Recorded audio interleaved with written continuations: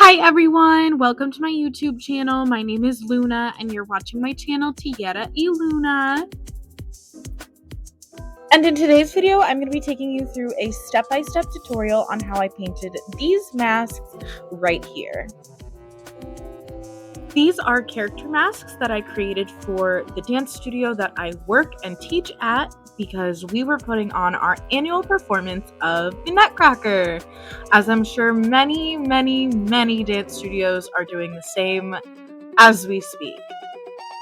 So yeah, we had several girls that were cast in more than one role, so they couldn't do the character makeup for the role that you're seeing right here, which is the Harlequin dolls, the boy and the girl. So yeah, they were in more than one role and therefore obviously couldn't do character makeup for it. So my studio's solution was to have them wear face masks instead, and I'm painting those for you today. So the first thing that I did was I painted on skin tone. So instead of having a completely white base like you saw, I am bringing that from white to skin tone. So basically I'm putting on a layer of foundation. What I wish I had time to do was put on a layer of gesso first to the masks, because I will tell you, this material, I don't know where my directors got these masks from, but the material was literally disintegrating as I was painting onto it, and it was just like not a good time at all. And if I had more time, like I said, if I had had more time, I would have put on a layer of gesso, which probably would have mitigated that issue a little bit. But I was given these one day before they needed to be ready for the stage, which I am a little bit salty about, but it's fine. We made it work. They turned out fine and they look good. So here I am just adding that foundation layer to the other mask. And for those of you that don't know what gesso is, it's basically just what artists use to prime their canvases. Yeah, it would have helped significantly in this situation, because I think the more that I added paint and water onto the masks, the more it's like, I don't know if you guys have ever used watercolor paintings, but when you overwork your paper and it starts getting that like pilly and just won't take more water, it's just a mess.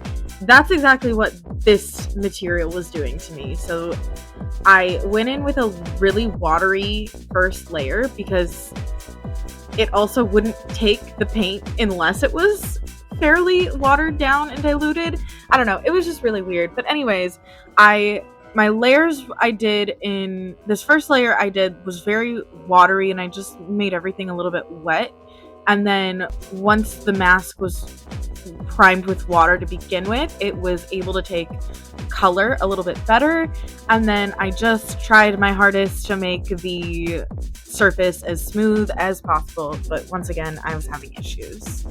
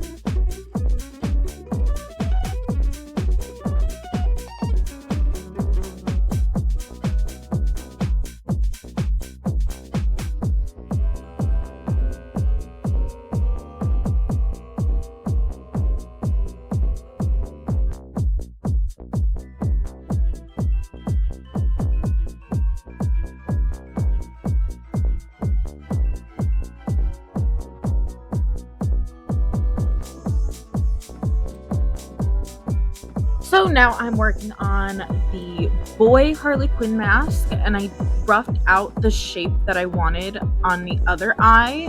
I did that off camera just because I wasn't exactly sure what I was going for yet, and I wanted to map it out before I started filming it so that when I filmed it, I knew exactly what I was doing. So to line it up, I just get a good look at where the tip of each diamond is, and I mark it, I look at it, and before I add the lines down to the eye, I just make sure that it's exactly lined up the way that it needs to be. Once I know that my diamond is lined up correctly, I go ahead and draw the straight lines down to make the dot into a diamond, and then I fill in the diamond shape. I also realized that I did both of the eyebrows off camera. So for the eyebrows, I just did a really arched half circle, semicircle to make that eyebrow. Now I'm aligning the lips. Once again, I'm going to line out the shape before I fill it in so that I can make sure I don't go too big and I can adjust as I go along. So once the top lip is lined, I go ahead and fill it in. Sorry that my hand is in the way here. I will do better next time. Thank you. I went ahead and redipped my brush in the black paint because the material was not taking what I had on my brush, so I realized it needed more.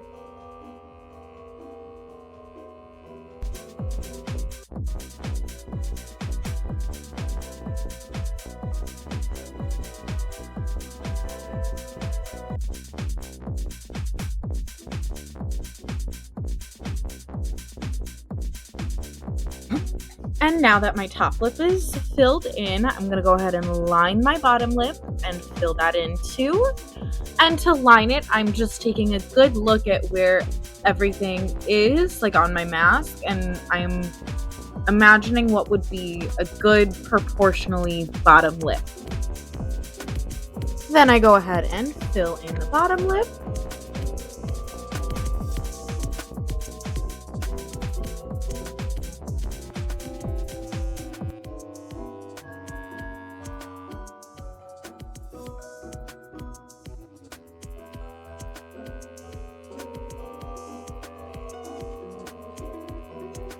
As I go along, I go ahead and adjust areas that I see that catch my eye as not being quite precise enough, and I just go ahead and readjust those areas.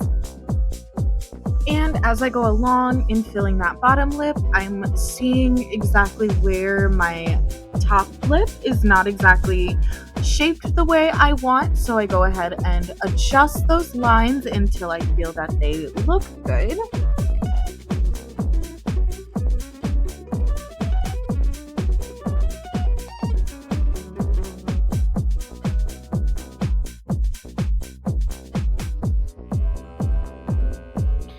I just go ahead and edit the shape of the corner lips a little bit, and this mask is done. This one and each mask really from start to finish takes me about 2 hours to complete, but I almost wonder if I could have cut down that time had I had material that was not working against me. So now onto the second mask. I did go ahead and do the first half of this off camera. Once again, I wasn't sure what my design was and what I was going for, so before I did it on camera, I wanted to do half of it, so I knew what I was doing.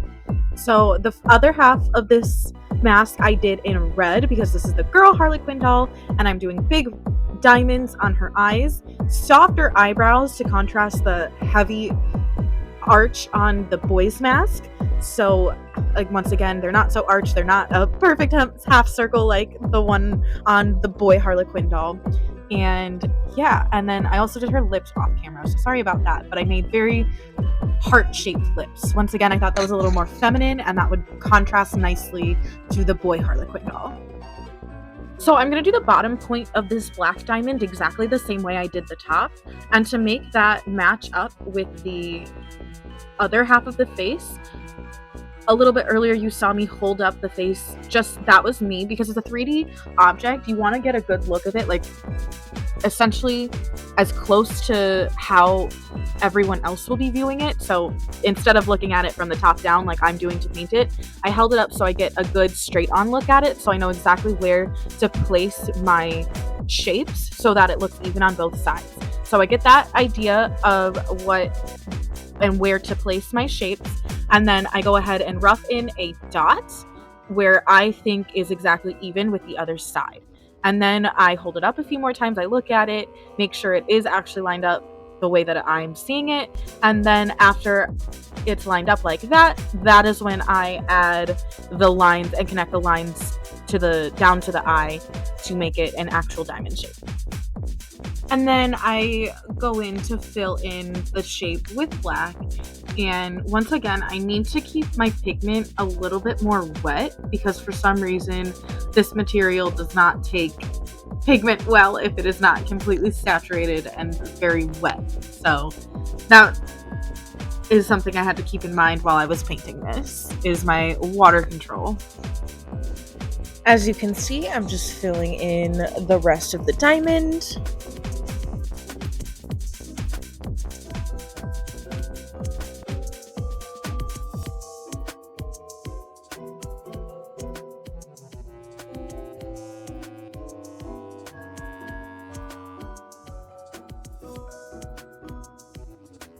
Now that my diamond is filled in, I'm going to show you how I make these perfect little circles at the tips of the diamond here. And I'm doing red circles at the tips of the black diamond. And then on the red diamond, I will do black circles on the tip of the red diamond. And so to make these perfect little circles, I flip my brush around. So I'm using the non-brush end of my paintbrush because that has the perfect circular shape and it's the perfect size that I want for these circles. And I dip that in my paint and I dab that brush, just tap it onto the surface and lift it up several times till I get the perfect size that I want. And also it makes it a lot easier to make sure that all my circles are the same size. So now I'll go ahead and just repeat that process on the other diamond with black circles.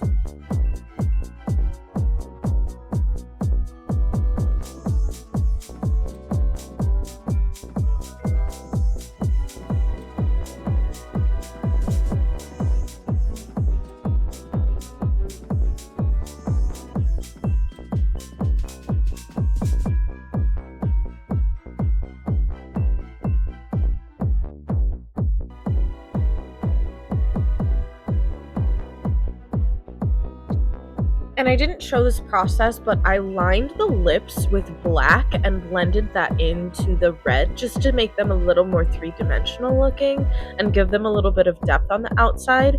But like I've mentioned before, I was on a time crunch to get these done and I didn't have time to make sure I had everything on film, so sorry about that. But now I'm going to show you how I did the eyelashes.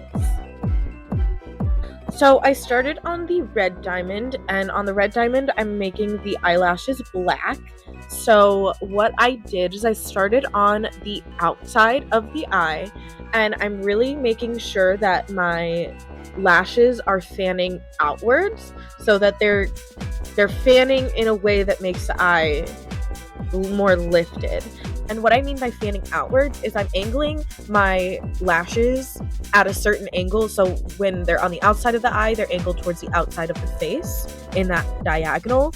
And then the closer I get to the center, the more vertical my lines get. So my lashes get more vertical towards the center of the eye. And then as we work our way into this inner third here, then the angle is opposite of what it was on the outside of the eye. So it's on a different slope now, and they're angled upward towards the inner part of the face, if that makes sense. So now that I have a considerable amount of the top lash done, I'm going to start emphasizing the bottom lashes a little bit. And I know that I'm not going to do bottom lashes on the entire bottom waterline on what a normal face would be. I don't know what to call it on this mask, but we'll go with lash line or waterline. But anyways, I know I'm not gonna put lashes on the entire bottom lash line. I'm just gonna do lashes on the outer third of the eye, and maybe not even as much as a third, but I'm gonna start roughing those in now. And with my brush strokes, I'm doing a flicking motion. So I'm starting with a lot of pressure at the beginning of the brush stroke, and then I'm flicking outwards and lifting and lightening the pressure on the end of that stroke. And another tip to get your lashes looking a lot more natural is varying the length of each lash. So instead of having all of your lashes be exactly one length, some are longer, some are shorter, some are thicker, some are thinner, just playing with making each individual lash a little bit different than the ones next to it. And then also, the closer you get towards the inner third of the eye, the shorter and shorter the lashes will get as well. So they're longer on the outer part of the eye and shorter on the inner part of the eye. And because I wanted these lashes to have a more feathery look to them and not super voluminous, thick lashes, like I said, I wanted the more feathery look. I left a lot, or not a lot, but I left a good amount of space between each lash. So I don't have the lashes right next to each other, every single one of them. I have them spaced out quite a bit.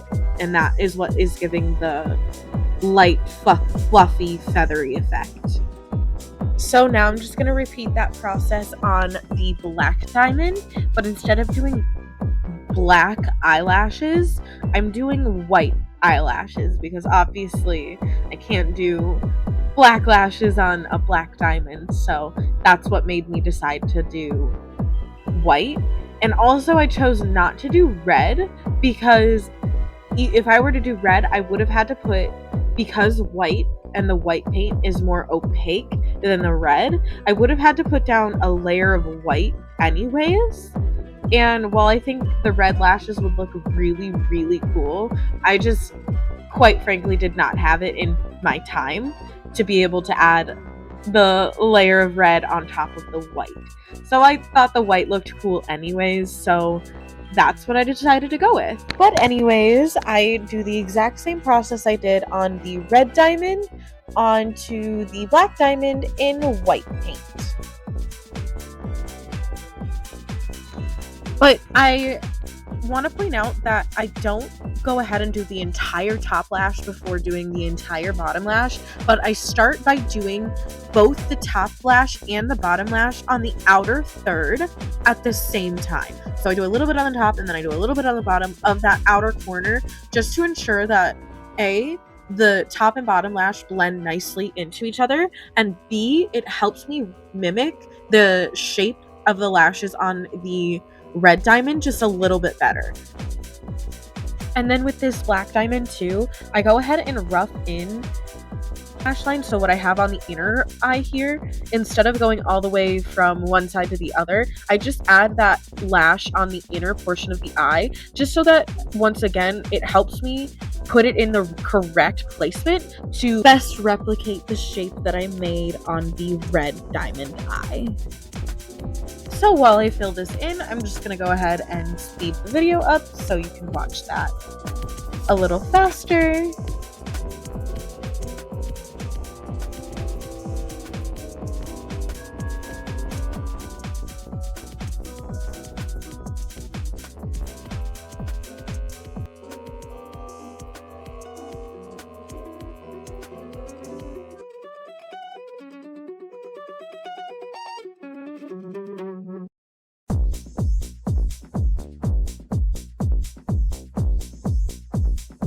But yeah, here's how the girl Harlequin doll turned out. And what I didn't quite show on camera is I went ahead and defined the white lashes a little bit by layering some black paint over them.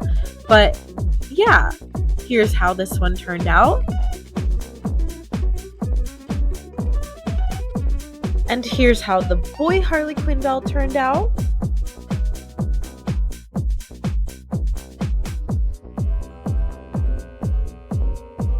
And then here's how they look side by side. I hope you enjoyed this video and I hope you learned something from it. And tune in for the next video because next time I'll be showing you how I painted the Nutcracker soldiers. So yeah, stay tuned for that video and thank you for watching. Don't forget to like, subscribe, and turn your notifications on. Thanks!